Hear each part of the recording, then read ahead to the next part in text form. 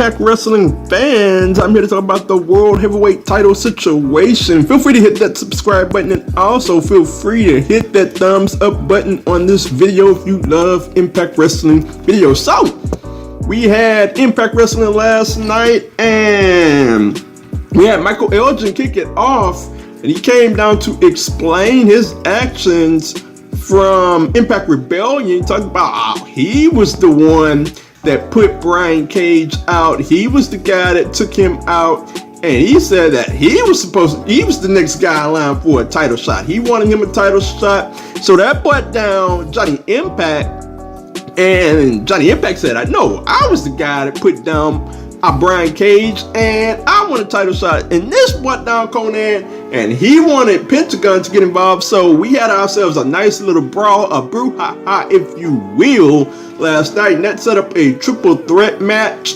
for the #1 contendership. And going to that match, we got ourselves a fantastic matchup.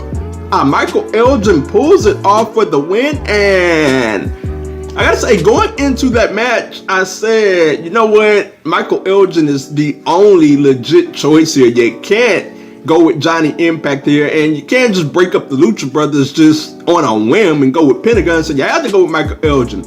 So Michael Elgin picked up the win in what was a pretty good matchup. Michael Elgin looks really good, but did they go with the right choice here? Looking at the situation, and by choice I mean going with the three-way and naming Michael Elgin the #1 contender out of the entire roster. Looking at the situation, Brian Cage is going to be out for the next set of tapings. I don't know how long it's going to take to get Brian Cage back, depending on how. Now this is based on if Brian Cage is out for a very long time. If he's just out for a short amount of time and he's back, then we can roll with Michael Elgin and Brian Cage like I think they originally were going with anyways. But if he's out for a long time, I would have rather seen this. This goes to what UFC does, and wrestling sometimes has done this in the past as well. I would have had myself a nice little tournament, and I would have named myself an interim champion. You name an interim champion, whether that's Michael Elgin. To be honest, I personally would have liked to have seen Killer Cross be the interim champion, because he's been around the championship or around the championship storylines with Brian Cage and Johnny Impact for like months now. He seems like the next guy in line, or seemed like the next guy in line. I would have rather seen Killer Cross be an interim champion, or a wild card pick. I would love to have seen Sami Callihan take everything and be the World Heavyweight Champion.